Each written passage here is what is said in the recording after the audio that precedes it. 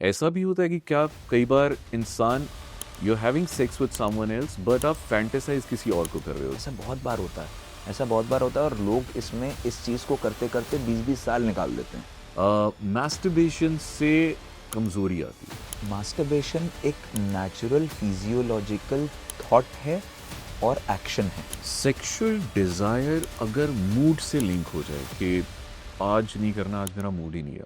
देखिए, मूड एक सबसे इम्पॉर्टेंट चीज़ है, लेकिन बार बार कभी कभी मूड ना होना because you are stressed about something, और यू आर थका हुआ, और यू आर ड्रेन्ड, और यू आर डिफरेंटली एम्बिशियस, ऐसा हो सकता है। पॉर्न देखने के, आपके ख्याल से पॉर्न देखने की क्या क्या इफेक्ट्स हैं?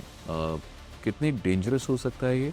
अपने पार्टनर के साथ अगर बैठ के देख रहे हो, उसमें आप रोल प्लेज निकाल रहे हो, उसमें आप फोर प्लेज निकाल रहे हो, उसमें आप पोजिशंस निकाल रहे हो, that is good for health. कौन ज्यादा कंट्रोल करता है सेक्सुअल डिजायर को? नंबर वन, हार्मोन्स, माइंड या लाइफस्टाइल? सो लाइफस्टाइल सबसे पहला है, उसके बाद में आपका माइंड आता है, उसके बाद में हार्मोन्स आते हैं। एक बहुत बड़ा मिथ है कि बड़ा है तो बेहतर है। It does matter. इंसान को अपने कुछ मापदंड हैं, उनकी हाइट, वेट, हम जापान को अलग साइज में देखते हैं। क्या रेगुलर सेक्सुअल एक्टिविटी से आपकी एज लॉन्जेविटी में फर्क पड़ता है? यस, बिकॉज मेंटल हेल्थ बड़ी अच्छी रहती है। हम कभी भी बेड पे जाने से पहले, whenever we are willing to discharge, penetrate, have sex, कहते हैं बस एक मोहब्बत काफी है, बाकी उम्र इजाफी है। मोहब्बत एक ही बार कीजिए, पर एक सवाल जो बार बार पूछना बनता है क्योंकि हम उस बारे में बात ही नहीं करते, वो है सेक्स। आज मैं हूं आपका love coach Raul Markin and in this love X Dhokha का very special lights out segment हमारे साथ है on this table joining me live doctor Sankalp Jain, जो कि एक वर्ल्ड रीनाउंड सेक्सोलॉजिस्ट हैं और मेंस वेलनेस एक्सपर्ट भी हैं। तो सर, आज आपसे बहुत सारे सवाल पूछ रहे हैं। Welcome to Fever FM, how are you? Thank you so much, बहुत अच्छा। And after looking at you, more than better. Thank you sir. तो सबसे पहले एक ऐसा सेक्स रिलेटेड क्वेश्चन जो हर आदमी पूछना चाहता है बट हमेशा हिचकिचाता है। So how long we should last? Sir, actual में एक्टिविटी कितनी लास्ट करती है? कोई कहता है आधा घंटा लास्ट करती है, कोई कहता है 15 मिनट लास्ट करती है, कोई कहता है 45 मिनट लास्ट करती है। रेफरेंसेस वो लोग अपने कहीं ना कहीं उस एक्टिविटी, जो पॉर्न जो देख रहे हैं, उससे निकालते हैं। सो सबसे फ्रीक्वेंटली आस्क्ड क्वेश्चंस यही हैं कि कितना लास्ट होना चाहिए। सो प्राइमरीली लोग इसी से जूझ रहे हैं कि मैं सही हूँ या गलत हूँ, मैं तो 5 सेकंड में ही हो जाता हूँ, मैं तो 10 सेकंड में हो जाता हूँ। So this is the frequently asked question that we have. एक झूठ जो सेक्स के बारे में बॉलीवुड ने या फिल्म्स ने या मे बी पॉर्न ने बड़ा सक्सेसफुली हमें बेचा है और हमने उसे बाय भी किया है। It is definitely what we are seeing right now. Sexual orientation को लेकर in every series you see lesbian relationship और अ गे रिलेशनशिप। इस समय इस झूठ कह लीजिए या सच कह लीजिए, no offence to the society, लेकिन इस समय जितना नॉर्मलाइज करके ये सब चीज़ें दिखाई जा रही हैं, और जितना बच्चे अपनी सेक्सुअल ओरिएंटेशन को लेकर 15 साल की उम्र में, 16 साल की उम्र में सवाल खुद से पूछ रहे हैं कि whether I like a female और आई लाइक अ मेल, ये कहीं ना कहीं डिस्टर्बिंग है। और मोर ओवर, इसको हमें बहुत प्रोत्साहन नहीं देना चाहिए। So sex is suppose to be with the opposites, और कहीं पे भी ओरिएंटेशन होता है सेम सेक्स की तरफ, तो वो नेचुरल है, लेकिन इसकी तरफ जानबूझ कर जाना, वो थोड़ा सा अननेचुरल माना गया है, देखा गया है। लेकिन लोग स्टिमुलेट करते हैं इन सब वीडियोस से कि बाय होना बहुत अच्छी बात है या होमो होना बहुत अच्छी बात है, तो ये कहीं ना कहीं गलत है हमारे हिसाब से। तो आपके ख्याल से जो LGBTQAI+ हैं, आपके ख्याल से इसे, इस मूवमेंट को नॉर्मलाइज करना गलत है, बट हाँ, अगर आप नेचुरली किसी की तरफ अट्रैक्टेड हैं, दैट्स फाइन। इस मूवमेंट को नेचुरली ऑब्वियसली नॉर्मल करना ठीक है, लेकिन इसकी वजह से अपनी नॉर्मल ओरिएंटेशंस को साइड रख के एक नए ओरिएंटेशन को लेकर आना कि मुझे तो सिर्फ मेल्स ही पसंद है, या मुझे तो सिर्फ फीमेल्स ही पसंद है, या फिर मैं तो एक बाय सेक्सुअल रिलेशनशिप में रहना चाहती हूँ या चाहता हूँ। ये कहीं ना कहीं आपके मेंटल एबिलिटी को डिसरप्ट करता है, आपकी नॉर्मल ओरिएंटेशन को ख़त्म कर देता है। आप एक फालतू के लिए आप एक विद्रोह वाले मोड में आ जाते हो बिकॉज सोसाइटी एक्सेप्ट नहीं करेगी, और ये सब चीज़ें छोटी छोटी हैं। बट LGBTQ उनको कोई भी ऑफेंस नहीं है, वो obviously there is an orientation, कुछ लोग होते हैं, उसके लिए गलत नहीं है उनका ओरिएंटेशन ऐसा होना। बट कुछ लोग जो पुश करे जा रहे हैं इस तरफ, मेरा सवाल उनकी तरफ है। बहुत छोटे छोटे बच्चे हैं वो लोग, और मुझे लगता है कि पुश नहीं करना चाहिए। नॉर्मल तो नॉर्मली होता है, उसके बाद भी अगर कुछ लगता है तो वो एक्सेप्ट करना चाहिए, सोसाइटी को भी, माँ बाप को भी, और सारे लोगों को। आपका पर्सनल व्यू क्या कहता है आज की जो बिल्कुल जेन जी जनरेशन है, जेन अल्फा जनरेशन है, are they more sexually aware about themselves या may be they are more confused about themselves? They are basically confused, moreover because of the bombardment of knowledge जो हो गया है ना, कि बहुत सारी नॉलेज जो कि एक्चुअल में कचरे के फॉर्म में भी हो सकती है, कि आप कुछ भी सुन रहे हो, कुछ भी धारण कर रहे हो, कुछ भी आपका दिमाग उसको एक्सेप्टेंस मोड पे ले जाता है। सो ये जो ओवर बॉम्बार्डमेंट है, कि जो नहीं ज़रूरत है, कि वहाँ पे ये एक्सीडेंट हो गया, oh my God this was very disturbing, जानने की ज़रूरत ही नहीं थी, लेकिन फिर भी आपके दिमाग में उस चीज़ को डाला गया, या आप देख रहे हो, आप अननेसेसरी उस चीज़ को एक्सेप्ट कर रहे हो, आपका दिमाग परेशान कर रहे हो। सो this is somewhere over bombardment that shouldn't happen, and scrolling is somewhere the over bombardment that I am talking about. इनको आपको ऑर्डर में लगाना है, इन तीन चीज़ों को ज़्यादा, इन तीनों में से in the order of there may be 1 2 और 3 कि कौन ज़्यादा कंट्रोल करता है सेक्सुअल डिज़ायर को? नंबर 1 हार्मोन्स, माइंड या लाइफस्टाइल? सो लाइफस्टाइल सबसे पहला है, उसके बाद में आपका माइंड आता है, उसके बाद में हॉर्मोन्स आते हैं। लाइफस्टाइल क्यों? क्योंकि आप उसी ओरिएंटेशन में अगर पूरे टाइम रहोगे, वही सारी बातें करते रहोगे, या उन्हीं लोगों के साथ रहोगे, तो ऑब्वियसली स्टार्टअप्स वाले लोग हैं कि आप स्टार्टअप कम्युनिटी में बैठे हुए हो, एक है इन्फ्लुएंसर्स वाले लोग कि आप उस कम्युनिटी में बैठे हो, एक है कि सिर्फ सेक्सुअल बातें हो रही हैं, कि एक स्कोर लोग बना रहे हैं अपना, कि 1 के साथ करना है, 10 के साथ करना है, 5 के साथ करना है। ये सब क्या है? ओरिएंटेशन है, कि संगति से ही आपका सब कुछ आता है। तो ये लाइफस्टाइल है जिन लोगों के साथ आप रह रहे हो। और दूसरा उसके बाद आता है माइंड, आपके कितना गोल ओरिएंटेड हो आप, कितना ज़्यादा आपके डिफरेंट डिफरेंट गोल्स हैं, एक्चुअली में आपने कुछ निर्धारित किया भी है अपने लिए, नहीं किया है। और तीसरा आता है हार्मोन, उसी के हिसाब से आपके हार्मोन्स सारे के सारे वर्क करते हैं, प्ले करते हैं, कि आप ओवरटली बार बार अपने आप को सेक्सुअली स्टिमुलेट करोगे, सेक्स की तरफ ही भागेंगे हार्मोन्स। अगर आप नहीं करोगे, आप उसे एक अच्छे क्वोशंट के लिए बचा के रखोगे, या स्पेशल वन के लिए बचा के रखोगे, तो उस तरफ नहीं जाएगा। So it's depends on the lifestyle that a person has. आपको क्या लगता है इन सब चीज़ों के बीच में क्या कोई कनेक्शन है? Stress, screen time, sleep and sexual performance? Definitely stress आपके कॉर्टिसोल लेवल्स को हायर कर देता है, आपकी स्लीप को डिसरप्ट कर देता है, बिकॉज जो नॉर्मल सर्कैडियन रिदम है, जिसके बेसिस पे आपका पूरा का पूरा स्लीप साइकिल आ रहा है, REM sleep, non REM sleep होता है, कि रैपिड आई मूवमेंट और नॉन रैपिड आई मूवमेंट। कभी आपने किसी को सोते हुए देखा होगा, तो देखा होगा कि पुतलियां हिलती रहती हैं, अच्छा, कि वो सपना देख रहे हैं या कुछ भी है। तो कॉर्टिसोल लेवल से बहुत बहुत डिपेंडेंट होता है कि स्लीप साइकिल कैसी होगी। स्लीप साइकिल से आपकी की पूरी डाइजेस्टिव हेल्थ और मेंटल हेल्थ, ये दोनों चीज़ें डिराइव होती हैं। उसी के साथ में एंड होता है आपका सेक्सुअल लाइफ, कि अगर आपका स्लीप ही सिस्टम अच्छा नहीं है, अगर आपका डाइजेस्टिव हेल्थ अच्छा नहीं है, 100% हार्मोनल डिसरप्शंस होंगे, 100% सेक्सुअल हेल्थ डिसरप्ट हो जाएगी। सेक्सुअल हेल्थ और स्क्रीन टाइम में क्या कनेक्शन है? So screen time gives your brain that false stimulations, वो false signals देता है। वो वैसे ही है कि शेर आया, और असलियत में जब शेर आया तो आप रेडी नहीं हो पाए। आपको पूरे टाइम वैसी रील्स दिखाता रहेगा, फिर से स्टिमुलेट करेगा, फिर उसको एक फॉल्स सिग्नल मिलेगा कि नहीं नहीं, there is nothing intimate going on, it's just a visual. फिर से कुछ आएगा, फिर से कुछ आएगा, आपके कुछ डिस्चार्जेस होने लगेंगे। On the contrary when you will enter, और उसके थ्रू आप ऑब्वियसली अपने आप को ओवर स्टिमुलेट करोगे तो आप बहुत ज़्यादा मास्टरबेट करने लग जाते हो। इसके बाद जब रियल सेक्स आएगा, उसके लिए आपकी बॉडी अलाइन ही नहीं कर पाती अपने आप को। उसको लगता है कि हाँ, जैसा पहले था वैसे ही स्टिमुलेशन अब होगा, तो people end up getting auto ejections, मतलब they eject out in their pants only. So ये सब चीज़ें क्या है, ओवर स्टिमुलेशन और स्क्रीन टाइम का इफेक्ट है कि हार्मोनल कंफ्यूज हो गए बेचारे कि एक्चुअली में ये चीज़ आ रही है नहीं आ रही है, एक्चुअली में हमें वो एक्टिविटी करनी है कि नहीं करनी है।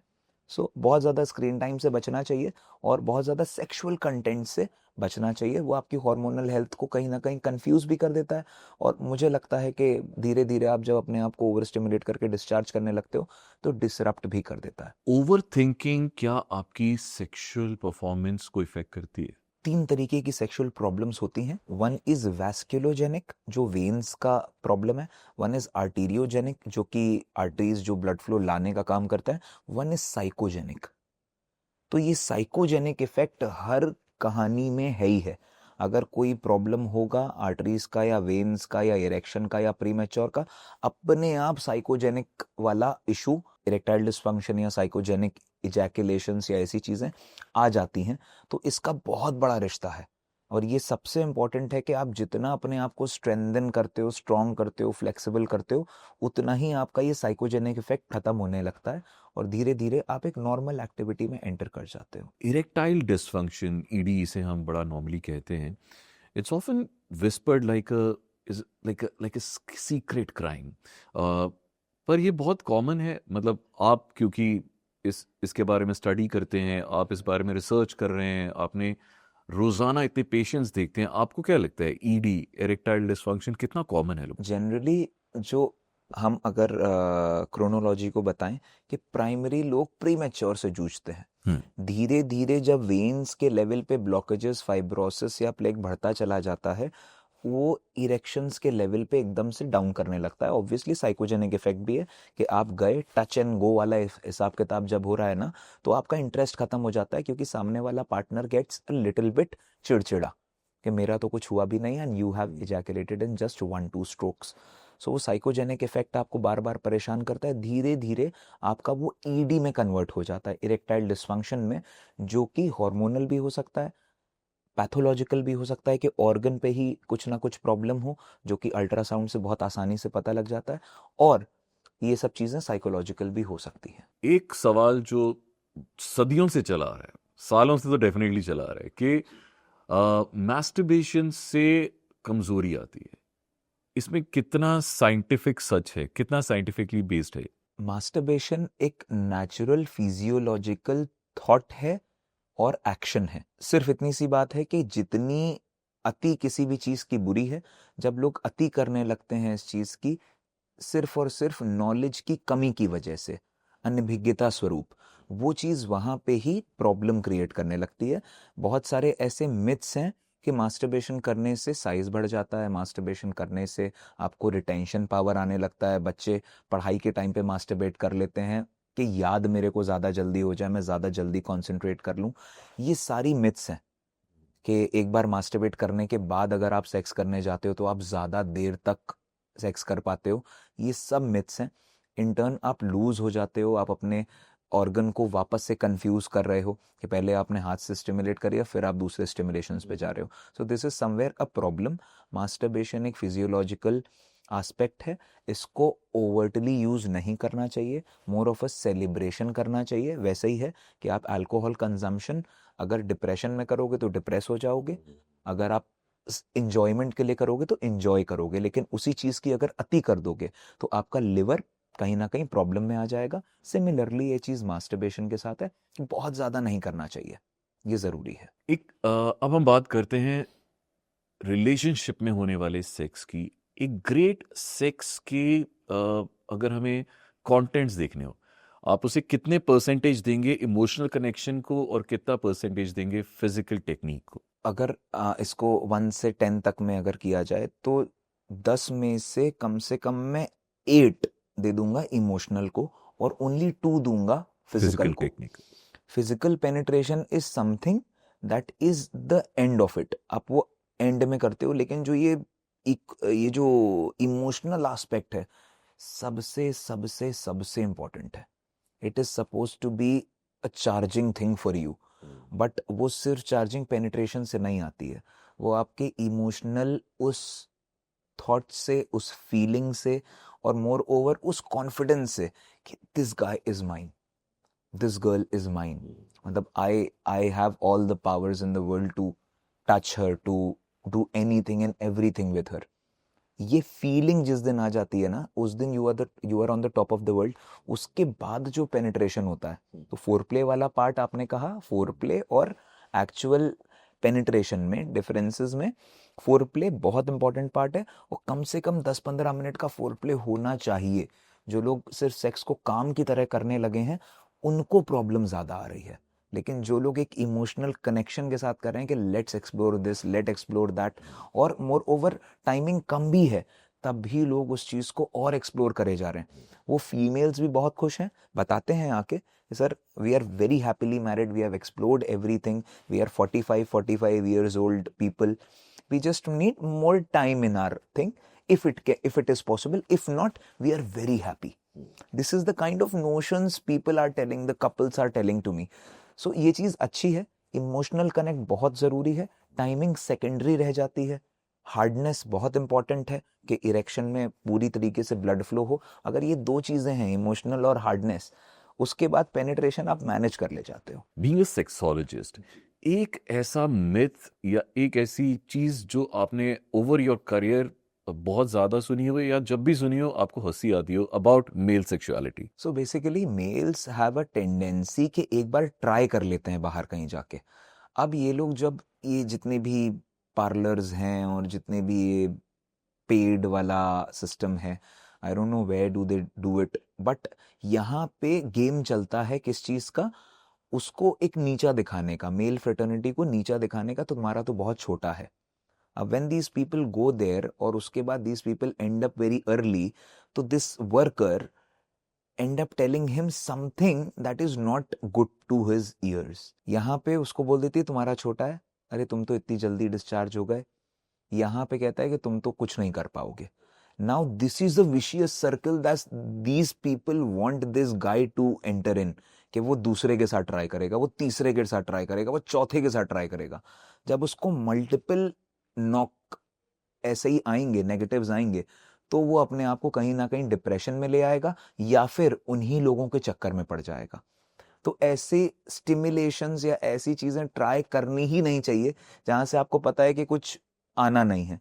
आप अपने लिए, अपने पार्टनर के साथ में इमोशनल कनेक्ट है जिसके साथ में आप उसके साथ ट्राई करो, उसको हम सही मापदंड मानते हैं। और अगर शादी के बाद भी ट्राई करते हो तो बहुत छोटी प्रॉब्लम है, हम लोग अब इसको विद इन 18 आवर्स ट्रीट करने लगे, एक सुई लगाए बिना भी, एक दवा लगाए बिना भी, या खिलाए बिना भी, तो आसान हो गया है। तो डरे नहीं बहुत ज्यादा। एक लॉन्ग टर्म रिलेशनशिप, आपके ख्याल से आपको क्या लगता है कि जैसे जैसे वो रिलेशनशिप बढ़ता जाता है, 5 साल 10 साल, सेक्सुअल एक्साइटमेंट कम होती जाती है? ऐसा साइकोलॉजिकली लोग फील कर सकते हैं, बट एक लॉन्ग मैरिज में अगर देखा जाए 40 years onwards, 40 to 50, 50 to 55, 60 peak sex life मानी जाती है। अच्छा, ये बात बहुत अस्टोनिशिंग लगती है लोगों को, बट आप खुद सोच के देखो, आप फैमिली के ऊपर टिक मार्क लगा चुके हो, आप अपने एम्बिशंस के ऊपर टिक मार्क लगा चुके हो, अब आप लोग 40 साल के वो जवान लोग हो कि अपनी हर चीज़ को एक्सप्लोर कर सकते हो, सारी महत्वाकांक्षाएं पूरी हो गई हैं। यहाँ पे ही एक्चुअल अर्जेस हो जाती हैं, जिसको पोस्ट पार्टम अर्जेस कहते हैं, कि फीमेल में जब वो मेंसेस एंड होने वाला मेनोपॉजल वाला समय होता है, या पोस्ट पार्टम बच्चे होने के 2 साल बाद, 3 साल बाद अर्जेस इंक्रीज हो जाती हैं। सो ऑब्वियसली मेल की भी एक्टिविटी इंक्रीज होनी चाहिए। अगर वो दोनों चीज़ें सिंक में आ जाती हैं, that is the best marriage, that is the best relationship that people enjoy. वो जो ये प्राइमरी वाली जो लॉन्ग डिस्टेंस वाली चीज़ें हैं, मोमेंटरी लव है, इन सब चीज़ों में हाँ कि ओवर यूज इतना ज़्यादा कर लेते हैं लोग कि रोज़ दिन में 2-2 3-3 बार सेक्स कर रहे हैं when they are living in a live in relationship, because जानते हैं कि इसका टेन्योर उतना ही है। शादी का ऐसा नहीं होता है, शादी जीवन भर के लिए साथ रह रहे हो। जब टेन्योर कम होता है तो टारगेट्स बढ़ जाते हैं, कि मुझे परफॉर्म करना है। इसीलिए एक दिन में 2-2 4-4 बार जब मेल फ्रेटर्निटी को करना पड़ता है तो मार्केट से वो शॉर्टकट्स और पिल्स लेना स्टार्ट कर देता है। तो ये सारी चीज़ें, ये साइकी जो है अपने आप में लिव इन रिलेशनशिप्स की, ये थोड़ी खराब है। फीमेल्स को भी फॉलो करना चाहिए कि वीकली अगर 2-3 बार हो रहा है, नॉर्मली अगर सेक्स हो रहा है, तो guy is not wrong.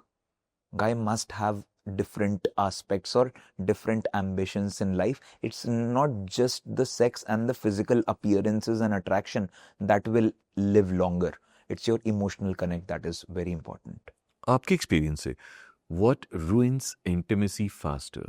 Ego, lack of communication, या फिर probably unrealistic expectations? So lack of communication is the highest. उसके बाद में आपके ईगो आता है, उसके बाद में अनरियलिस्टिक आता है। बिकॉज अनरियलिस्टिक इसीलिए तीसरे एंड पे मैंने रखा है कि वहां तक आप पहुंचने में बहुत कुछ ट्राई कर लेते हो, और अगर वो चीज़ फेल हो रही होती है तब उसको आप अनरियलिस्टिक बोलते हो, या फिर आप ट्राई नहीं करते उसको। So lack of communication is the worst worst worst thing that any one in a relationship is having. आप लैक ऑफ कम्युनिकेशन अगर भाइयों में देख लीजिए, हो जाता है तो लड़ाइयाँ हो जाती हैं बड़े होके। अगर हस्बैंड वाइफ में हो रहा है, प्रॉब्लम क्रिएट होगी, वो वैक्यूम जब क्रिएट होगा तो दूसरा आदमी उसमें या दूसरी फीमेल उसमें कहीं ना कहीं एक पिन लगाने वाला काम कर सकती हैं। Where there is no vacuum, everything is clean, everything is clear, तो communication plays a very important role. इसीलिए 15-15-15 मिनट का एक रूल मैं बताता हूँ जनरली, जिसमें से 15 मिनट दिन के आपको बात करनी ही करनी है अपने पार्टनर के साथ। और वो कोई काम की बात नहीं होगी, वो गॉसिप भी हो सकती है, वो फालतू की बात भी हो सकती है, जिसका कोई सिर पैर नहीं हो, वो ज़रूरी है। मैंने अक्सर देखा है men who are very loyal in their relationships, कई बार वो भी चीट कर जाते हैं. So if I ask you this question, why men cheat? सो आइडियली ये सारी चीज़ें ना मोमेंटरी होती हैं। एट अ मोमेंट, मतलब at a stature of life where you are, when you got married, at a stature of life when you are having kids, majorly cheating वो pregnancy phase में होती है। when the female is pregnant, she is on her surge of hormones, she may or may not say something to the guy जो कि अच्छा लगे या बुरा लगे।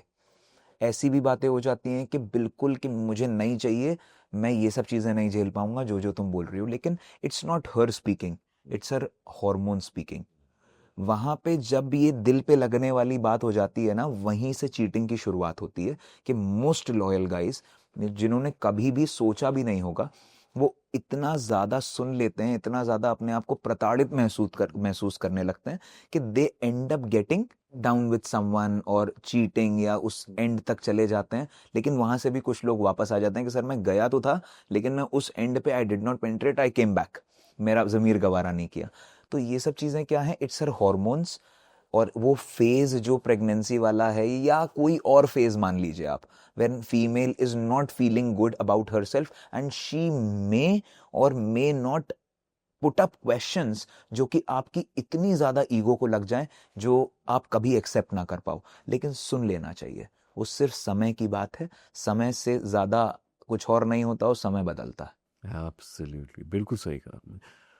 पॉर्न देखने के, आपके ख्याल से पॉर्न देखने की क्या क्या इफेक्ट्स हैं? कितने डेंजरस हो सकता है ये?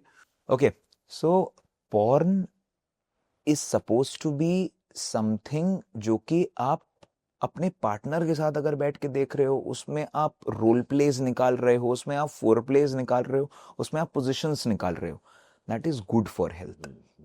ये चीज अगर आप अनकंट्रोल्ड देख रहे हो, कि आप पार्टनर के अलावा बाथरूम में देखने लग गए, दिस इज बैड। यही चीज अगर बच्चों को, जो आजकल रील्स का एक्सेस मिल गया है, और सेमी न्यूडिटी और समथिंग लाइक जो भी चल रहा है, शेयर और ये सब चीज़ें चल रही हैं, कि जहाँ पे लोग बहुत ज़्यादा अपने आप को एक्सप्रेस कर रहे हैं, एक्सट्रोवर्ट हो गए हैं, और दे से this is normal, this is my choice, this is not their choice. ये एक्चुअली में जो वो लोग कर रहे हैं, उसके रिफ्लेक्शंस जो लोगों के ऊपर आ रहे हैं, बच्चों के ऊपर आ रहे हैं। जो छोटी लड़कियां हैं, उनको लगता है कि अगर वो इंस्टाग्राम पे if she is showing her cleavage, तो एक 12 साल की लड़की को भी ये करना चाहिए। वाई मेरे ग्रोथ नहीं हुई है, उसकी ग्रोथ हुई है। यही मेल्स करते हैं कि मास्टरबेट करते हैं या टॉयलेट में देख लेते हैं कि उसका तो ऐसा था, मेरा तो ऐसा है। ये कंपैरिजन गलत है। आप पॉर्न से अपने आप को कंपेयर नहीं कर सकते, because that is a, TV नहीं देखते थे बचपन में, मम्मी पापा बोलते थे this is a idiot box, this is nothing real. So TV में आप जो कुछ भी आप देख रहे हो, दिस इज नथिंग रियल। वो सब इम्प्लांटेड हैं। वो चाहे आप ब्रेस्ट कह लीजिए, चाहे आप पेनाइल एरियाज कह लीजिए, all are implanted. Nothing is real, because aesthetics plays its role in porn. अगर एस्थेटिक नहीं होगा, अगर proper foreplay, role play और ये पूरी स्टोरी लाइन नहीं होगी, but that is not real. what you have right now, right here with your partner, that is the reality.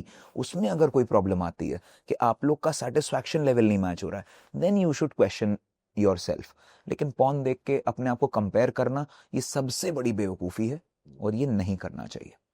और एक स्टडी में मैंने पढ़ा था कि India is the I think second highest number of people जिस कंट्री में porn देखते हैं।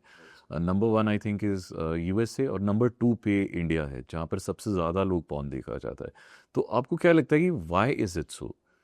दिस इज जस्ट बिकॉज कि लोग, हमारे यहाँ जनसंख्या बहुत ज़्यादा है, क्वालिटी ऑफ लाइफ बहुत ज़्यादा नहीं है। लोगों को फ्री इंटरनेट और जो ये कैमरा दे दिया, ये दो चीज़ें मुझे लगता है पर्सनली, फ्री इंटरनेट हटा देना चाहिए और फ़ोन रखने चाहिए, बट फ़ोन से कैमरा हटा देने चाहिए, जिससे कि लोग रियलिस्टिक अप्रोचेस में, अगर कोई सनसेट एंजॉय कर रहा है तो सिर्फ फोटो ना खींचता रह जाए। अपने साथ में जो इंसान है, जो इंस्टाग्राम पे पूरी कहानी चल रही है, उसको इम्प्रेस करने के लिए नहीं, जो बगल में बैठा इंसान है उसको इम्प्रेस करने के लिए करे। तो ये दो चीज़ें, जो फ्री का इंटरनेट है, ये नुकसान का विषय है। बच्चों को फ़ोन हाथ में देना, ये नुकसान का विषय है। और बच्चों को, मेरे को तो लगता है कि वॉच दे देनी चाहिए। सेल्युलर वॉचेस आती हैं just to track their GPS if they want to call और समथिंग, बिकॉज बहुत ज़्यादा उन छोटे से स्क्रीन में नहीं हो पाता है, and when you do it you are not able to छुपाओ फाइट। तो ट्राई करना चाहिए कि बच्चों में ये जो ADHD और ये सब आ रहा है, ये सब पॉर्न की वजह से आ रहा है, ये ना करें, कंट्रोल करें, लिमिट करें अपने कंटेंट को, तो वो ज़्यादा बेटर माना जाएगा। ADHD की तरह बहुत सारी और अनहेल्दी सेक्सुअल ट्रेंड्स हैं जो आजकल के यूथ में देखे जा रहे हैं। उनमें से सबसे ज़्यादा आपको किस बात को लेकर चिंता होती है यार, ये बहुत ज़्यादा बढ़ रहा है? सो सेक्सुअल ट्रेंड्स में आप जितना भी OTTs पे कंटेंट देख रहे हो, हमारा sensor board had a line in between कि वो किसिंग को भी बहुत अच्छे से दिखाते थे। वो इंटिमेट टाइम को, इंटिमेट वाले जो पार्ट्स होते हैं उनको बहुत अच्छे से दिखाते थे। पहले फूल चलता था बीच में सामने, जी। उसके बाद थोड़ा सा और बढ़े, थोड़ा सा और बढ़े, लेकिन इतना नहीं बढ़ गए कि हमारी फिल्म इंडस्ट्री बहुत अच्छी है, अभी भी बहुत समृद्ध फिल्म इंडस्ट्री मानी जाती है। OTT प्लेटफॉर्म्स ने एक जो इंड्यूस करना स्टार्ट कर दिया है, हर उसमें आपको दो चीजें दिखाएंगे। एक लेस्बियन और गे कपल होगा, हर सीरीज में आप देख लीजिए, कोई ना कोई एक लेस्बियन, कोई ना कोई एक गे कपल होगा। उसको नॉर्मलाइज करने के लिए है, लेकिन बच्चे जो लोग देख रहे हैं वो उनकी एक्टिविटी को भी दिखाते हैं कि हाउ दे गेट इंटिमेट। कोई सोच के भी देखे कि फीमेल फीमेल कैसे कर लेंगे कुछ भी। ये सवाल रहता है बच्चों का कि सर फीमेल फीमेल कैसे कुछ भी कर सकती हैं, क्या है उनमें, वो क्या है। अब उस चीज को भी करते हुए दिखाते हैं आजकल OTTs में, उसका कोई भी लिमिट नहीं रह गई है। मेन और दूसरी चीज है जो बहुत ज्यादा हिंसा दिखा रहे हैं कि आपकी अगर ये जगलर वेन है, हमें MBBS में पढ़ाया था, ये जगलर वेन है, अगर ये गलती से भी कट जाएगी सो इसका प्रेशर इतना होता है कि प्रेशर पंप की तरह, ये इतना फिट जाएगी, इतनी दूर खून जाएगा। हम लोग उसको भी जब प्रैक्टिस करते थे, जब कैडेवर्स के ऊपर करते थे, तो हमारे यहाँ भी लोग बेहोश हो जाते थे। हमारे MBBS की बात कर रहा हूँ। अब OTT पे एक एक गर्दन काटते हुए दिखाते हैं, एक एक आंख फोड़ते हुए दिखाते हैं। ये सब चीजें आपके मेंटल स्टेबिलिटी को गड़बड़ कर रहे हैं, ये मेंटली आपको डिसेबल कर देंगे। हम लोग जो youth capital of the world हैं, हम लोग disabled youth capital of the world बनने की कगार पे आ जाएंगे। सो इस कंटेंट को लिमिट करना पड़ेगा। और अननेसेसरी लोग जो ये सेक्सुअलिटी पे सवाल उठाने लगते हैं ना कि आई मे बी बाइसेक्सुअल, और मे बी में जब एक्सप्लोर करना घुसता है इंसान, तो इन सब चीजों में इनकमिंग है, आउटगोइंग नहीं है। तो ये एक्सप्लोर ही करना, सवाल ही उठाना अपने आप में गलत है।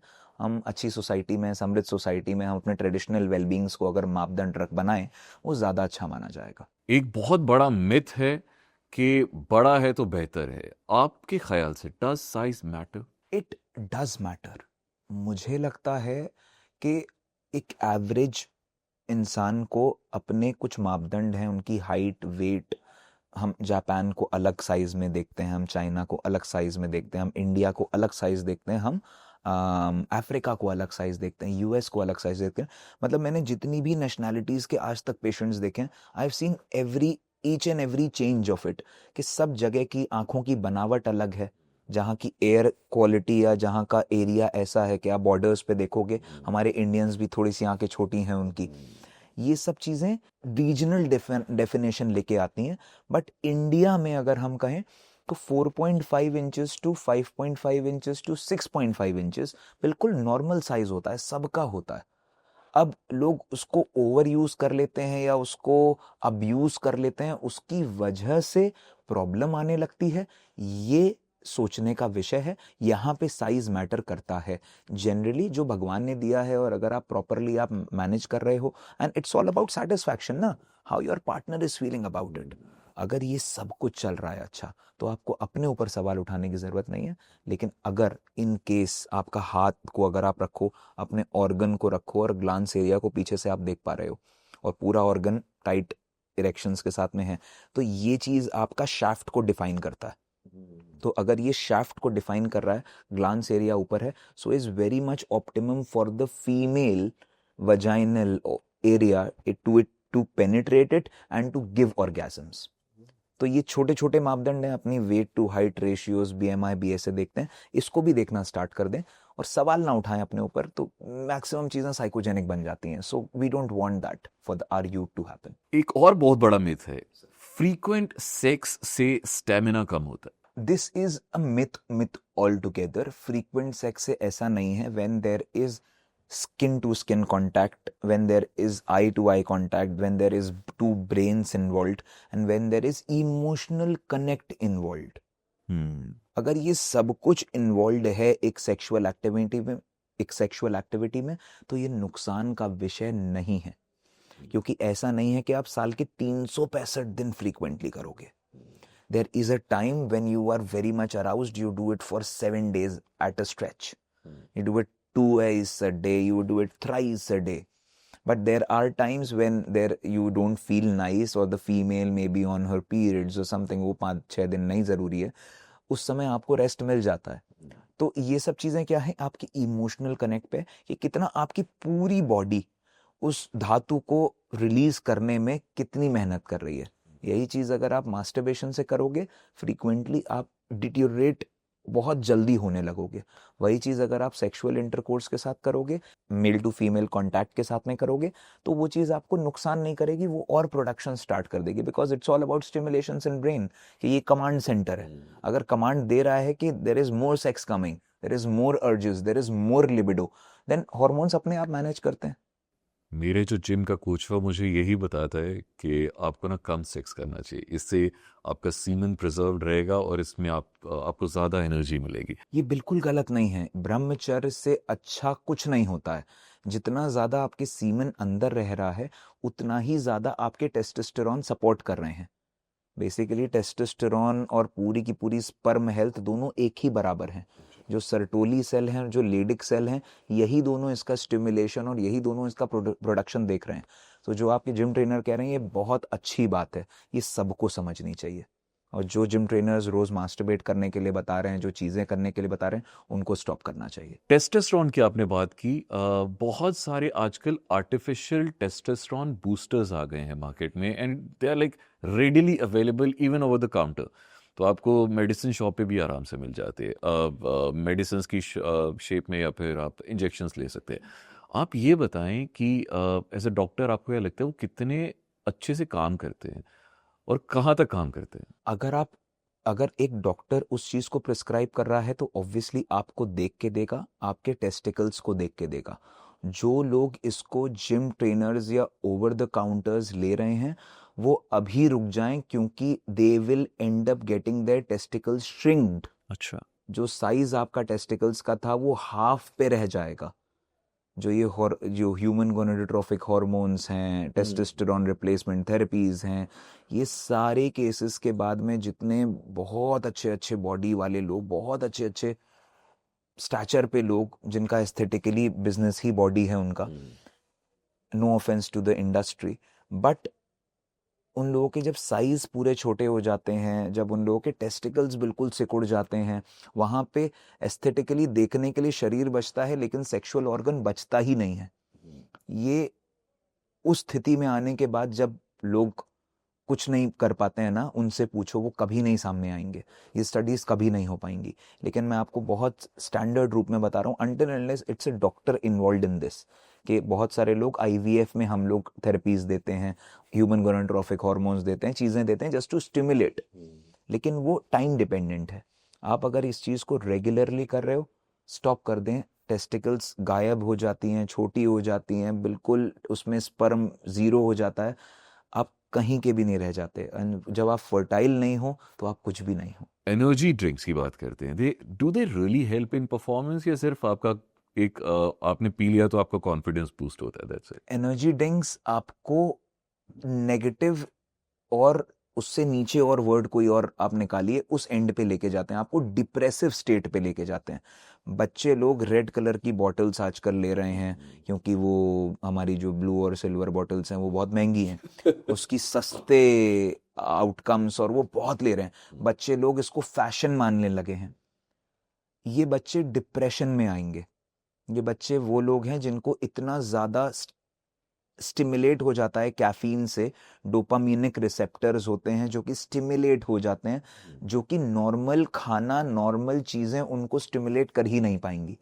ये बच्चे इतने ज़्यादा डिप्रेशन में जाएंगे कि एक कमरे में अकेले रह जाएंगे, अपने आप को हार्म कर लेंगे, या अगर उनको ड्रिंक नहीं मिली, एनर्जी ड्रिंक नहीं मिली, तो हो सकता है अपने पेरेंट्स को मारने लगें, चीज़ें करने लगें। तो ये सब चीज़ें क्या है, बाइपोलर इफेक्ट्स हैं, जो कि साइकाइट्री में पूरा पूरा एक वो है कि पर्सनालिटी डिसऑर्डर्स हो जाते हैं लोगों को।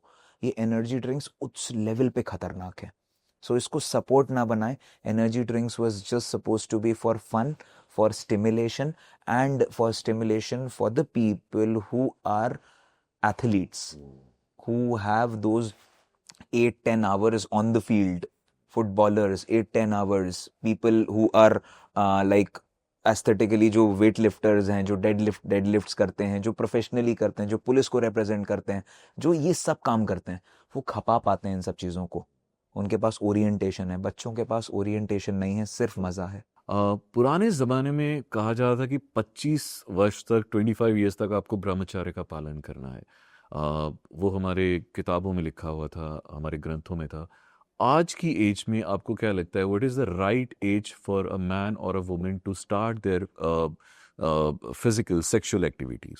देखिए, ब्रह्मचर्य जो कि गुरुकुल में भी वो था, एर्थ तक एक बच्चे को, एर्थ क्लास में, आई डोंट नो, 8+4 कर लो, 5 कर लो, 12 साल का बच्चा होगा कम से कम, 12-13 साल तक। सिमिलरली फीमेल्स में होता है, 12-13 साल पे प्यूबर्टी किक इन कर जाती है, मेंसेस शुरू हो जाते हैं। बच्चों में भी 12-13 साल, 14 साल तक बहुत ज़्यादा ब्रह्मचर्य का पालन करवाया जाता था। ये चीज़ उसके बाद आप देखते थे कि पहले बाल विवाह हो जाते थे, लेकिन गौना नहीं होता था। गौना इज समथिंग कि when they will live together, when they will have a sex life indulgence, वो चीज़ 16 साल फॉर द फीमेल, 18 साल फॉर द मेल है शायद, ऐसा ही कुछ होता था, आई am not very sure about it. But 14 साल तक तो ब्रह्मचर्य का पालन करना अति अनिवार्य है। मैं इस जनरेशन के लिए बोल रहा हूँ, क्योंकि हमारी जनरेशन के अलग आउटकम्स थे। हमारी दाढ़ी उतनी नहीं निकली थी 8th क्लास तक, और कुछ भी ऐसा फीचर्स नहीं थे हमारे। आज के बच्चे 10th में या 8th में या 12th में, उनके फीचर्स अलग हैं। They are full grown man moreover. So obviously sexual functions भी वैसे ही बढ़ रहे हैं, ऑब्वियसली उतना ही खुलाव भी है उनके मन के अंदर, कि वो कंटेंट देख रहे हैं, वो रील्स देख रहे हैं कि वो कंटेंट क्रिएटर है क्लास में मेरी, और वो ऐसी रील्स बना रही है, तो ऑब्वियसली दे कैन अप्रोच, मतलब they tend to take this as a guilt free pass. ये गिल्ट फ्री पास है, वो ऐसा कंटेंट बनाती है तो मैं उसको ऐसे अप्रोच कर सकता हूँ। तो ये सब चीज़ें ओरिएंटेशन है, बट ब्रह्मचर्य का पालन सबसे सबसे इम्पोर्टेंट चीज है। अगर आप कुछ भी ना कर पाए, बच्चे को 8th क्लास तक इतना सिखा दें कि ब्रह्मचर्य का पालन करो, जो कि सबको एस्टोनिशिंग लगेगा कि 8th क्लास में बच्चा क्या कर लेगा। ऐसा नहीं है, बहुत कुछ कर रहे हैं हम। उस चीज़ को ओपीडी में देखते हैं, समझाते हैं, पेरेंट्स को समझाते हैं कि पर्सनल जो ये प्राइवेट रूम्स देना स्टार्ट कर दिया है बच्चों को बचपन से। हमें नहीं मिला था बचपन में, हम एक अच्छी क्लोज्ड उसमें रहते थे, जनरल जगहों पे घूमते थे, अपना सामान जनरल जगहों पे रखते थे।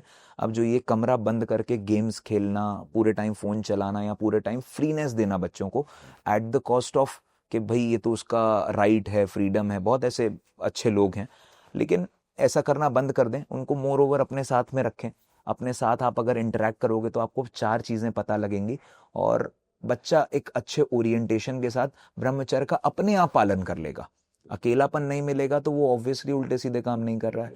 और अगर अच्छे सब सराउंडिंग्स में है तो उसके ओरिएंटेशंस भी अलग होंगे, उसके गोल्स भी अलग होंगे कि पापा ये कर रहे हैं तो लेट्स डू समथिंग, कि मैं उनको हेल्प कर देता हूँ।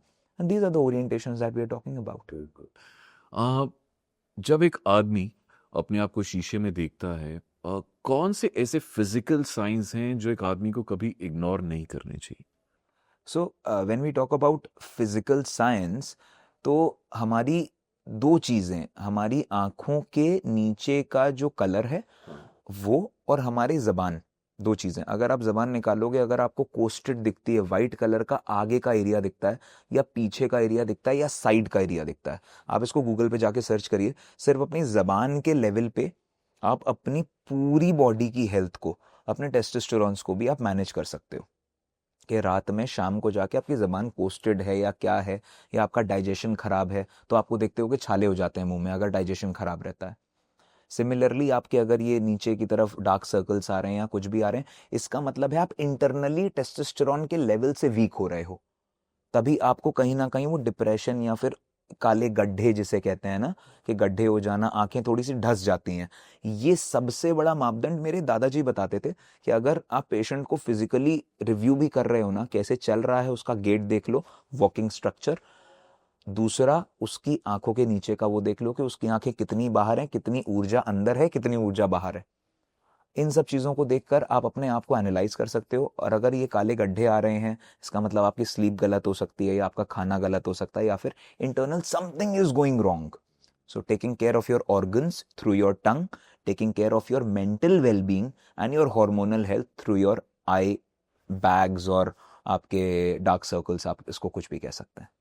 3 ऐसी डेली हैबिट्स जो आप हर आदमी को, हर एक यंग एडल्ट को आप रेकमेंड करेंगे for his better sexual health, कि ये 3 चीजें आप करें। हम कभी भी बेड पे जाने से पहले, whenever we are willing to discharge, penetrate, have sex, हम कम से कम 3 घंटे पहले कुछ भी खा के खत्म कर दें। कम से कम 3 घंटे। इसका नॉर्मल साइंटिफिक अगर रीजन बता दूं कि पेट में खाना 3 घंटे तक ही रहता है, उसके बाद आंतों में चला जाता है। अब अगर पेट में खाना है तो ऑब्वियसली गैसेस बन रही होंगी, and while in the penetration या वाइल डिस्चार्जिंग अगर गैशियस बॉडी है बहुत ज़्यादा, तो you will end up losing erections, you will end up getting low libido. तो 3 घंटे पहले कुछ खा ले, और हल्का खाए if he is willing to penetrate. बहुत ज़्यादा अपने खाने में, अगर बहुत सेक्सुअली एक्टिव हैं लोग, अपने खाने को रॉ रखें, शाम के खाने को हल्का रखें, रॉ रखें। एक plateful of salad that is raw, कुछ भी उसमें ऑयल नहीं है, कुछ नहीं है, रॉ।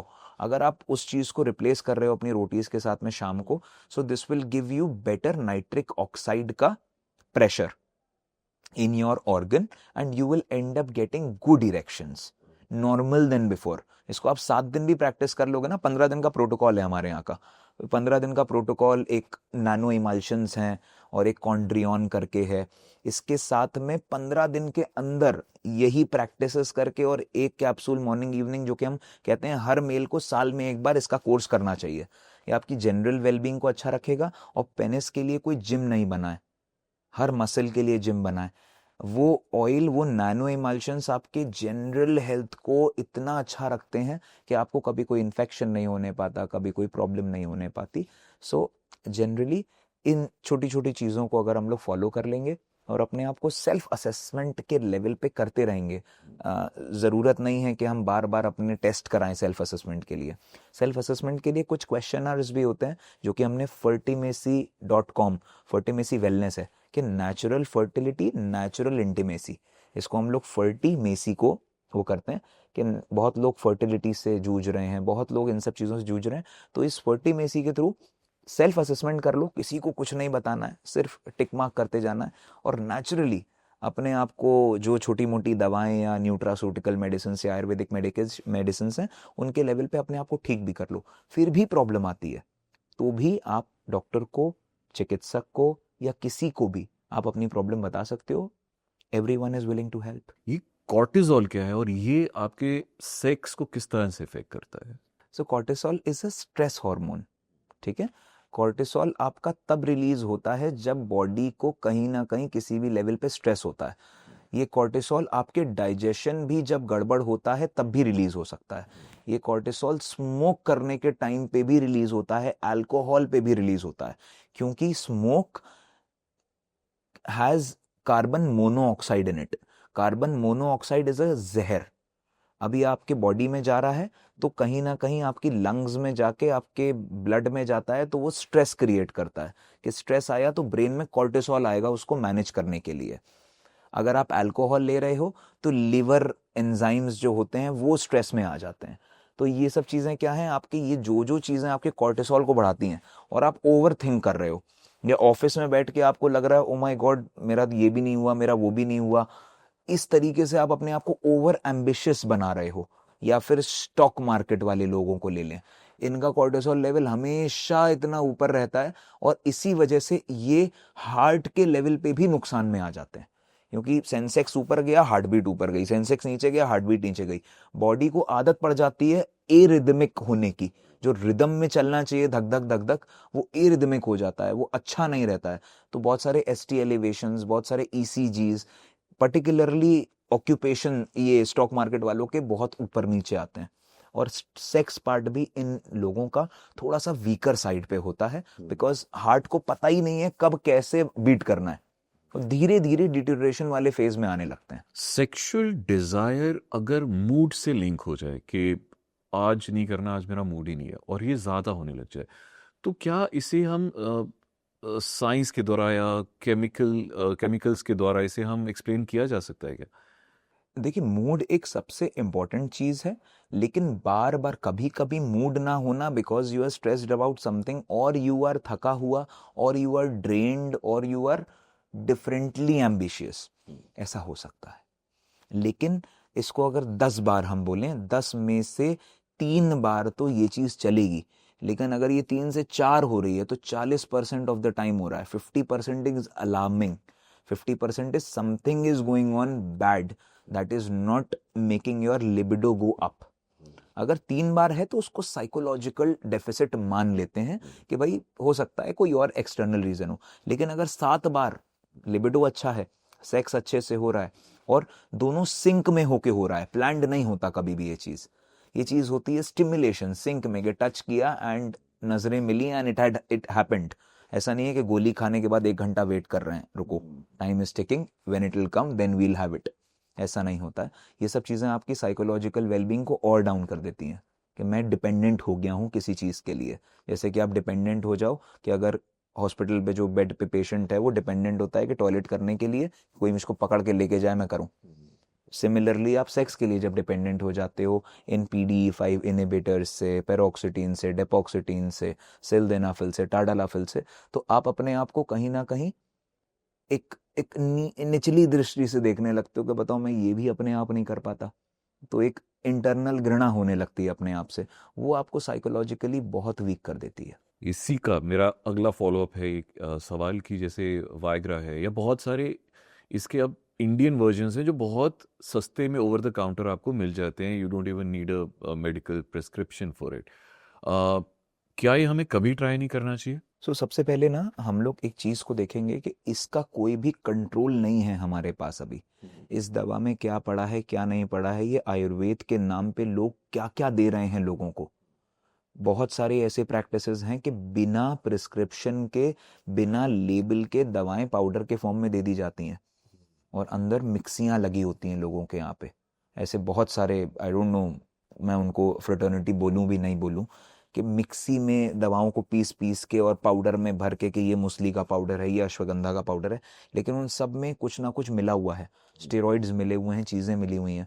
ये सब चीज़ें आपको नेगेटिव तो लेके जा ही रही हैं, और ज़्यादा डाउन ले जाएंगी, क्योंकि एक चिकित्सक, एक यूरोलॉजिस्ट, एक साइकाइट्रिस्ट, एक एमडी मेडिसिन, ये सब डॉक्टर्स होते हैं, एक नॉर्मल एमबीबीएस डॉक्टर, ये सब डॉक्टर्स होते हैं, आपको एनालाइज करने के लिए ट्रेन किए गए हैं। उसके बाद आपको कोई भी दवा 1 mg की भी दे रहे हैं ना, तो they know what will happen.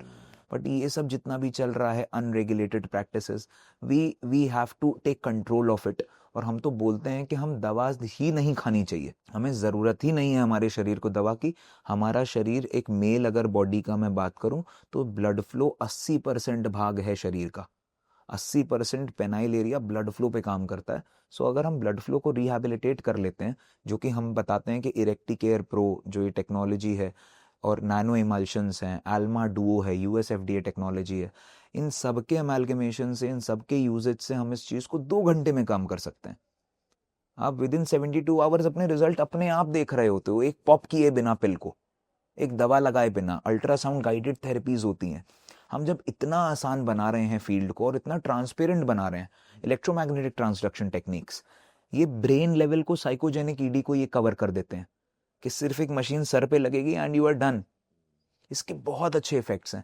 तो ये छोटी छोटी चीजें अगर चिकित्सक प्रैक्टिस करने लगे, इसको और ट्रांसपेरेंट बना दे, तो मुझे लगता है कि सेक्स के लिए, और या फिर सेक्सोलॉजिस्ट से जो लोग बचते हैं बात करने के लिए, वो और आगे आएंगे, अगर उनको सही राय मिलने लगी तो। इन चारों को आपको ऑर्डर में लगाना है कि सबसे ज्यादा डैमेज कौन करता है सेक्सुअल हेल्थ को, शुगर, फैट, अल्कोहल या स्मोकिंग?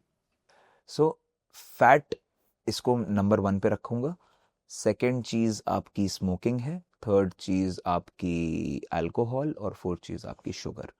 फैट को इसलिए क्योंकि हम लोग जितना भी केसेस देख रहे हैं, उसमें 80 से 85% केसेस के हॉर्मोन्स परफेक्ट हैं, टेस्टोस्टेरोन्स रेंज में है, LH hormones, growth hormones range में है, प्रोलैक्टिन्स रेंज में।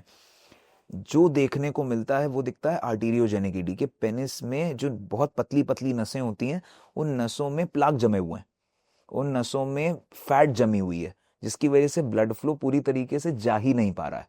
तो इसीलिए मैंने फैट को फर्स्ट लेवल पे रखा कि सारी प्रॉब्लम्स वैस्कुलर आ रहे हैं। वैस्कुलर का मतलब हो गया नसों से रिलेटेड। सेकेंड चीज स्मोक है, कार्बन मोनोऑक्साइड, जैसा कि मैंने कि पहले ही बताया, this acts as a negative response mechanism in your body. ये आपको कभी कभी इतना ज़्यादा डिप्रेसिव स्टेट में ले जाती है कि हो सकता है वो हार्मोन ही बार हो जाए।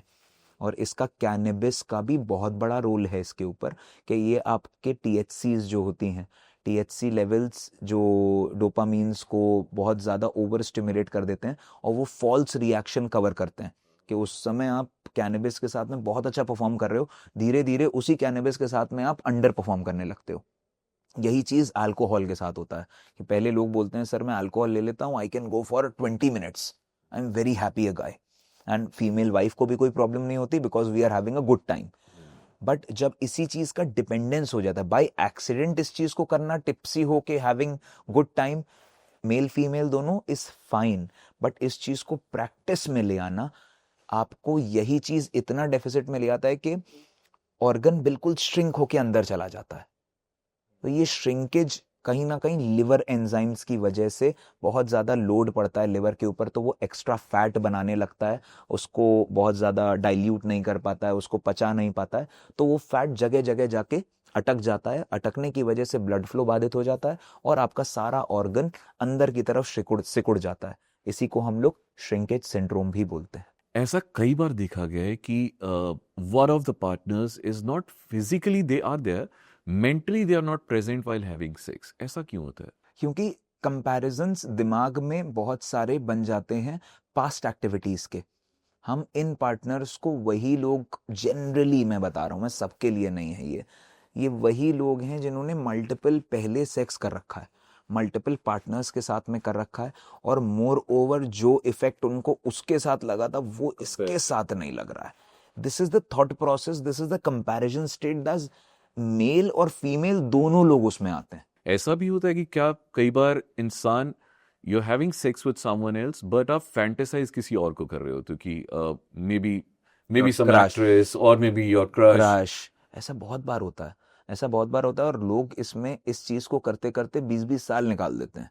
15-15 साल ऐसे ही वो करते हैं कि मैं आंखें बंद करता हूँ, I imagine her and I do it, because moreover I am not very much sexually attracted to my wife, और वेरी मच कि मेरी मर्जी से नहीं हुई थी सर शादी, और ये फिर तो ये लोग भी ठीक है, गलत नहीं है, as far as you are giving her everything that is needed. As far as अगर आप कुछ भी कर रहे हो तो ठीक है, कोई नुकसान नहीं है इसका. How much sex is too much sex? मैंने जैसा कि पहले बताया कि ये चीज़ डिपेंड करती है आप किस स्टेट ऑफ लाइफ में हो, माइंड में हो, लिव इन फेज में हो. एक प्रेशर रहता है मेल के ऊपर, रोज करना है, दिन में 4 बार करना है, क्योंकि और अगर कुछ हम करना ही नहीं है. वीकली के हिसाब से देखें वीकली के हिसाब से you should have it at least 3 times in week. तो 3 टाइम. अगर आप अनमैरिड स्टेट या मैरिड स्टेट में दोनों में ही हो, और अगर अनमैरिड में ऐसा नहीं है कि रिलेशनशिप में नहीं हो तो you go and have it. Sir ने प्रिस्क्राइब किया था, ऐसा बिल्कुल नहीं करना है. अगर आप मैरिड स्टेट में हो, 3 times in a week is nice and clean. That makes you alternate days. So there is recovery, there is action. There is recovery, there is action. So anything that goes out, उसकी recovery के लिए थोड़ा time लगता है. हम ये नहीं कहेंगे कि स्पर्मेटोजेनेसिस में 78 to 80 days लगते हैं. अब ये नहीं कहूँगा कि 80 days में एक बार करो, ऐसा नहीं होता है. बॉडी का रिस्पॉन्स मैकेनिज्म है, बॉडी का खुद का हार्मोनल सिस्टम है, हर चीज़ एनेबल्ड रहती है.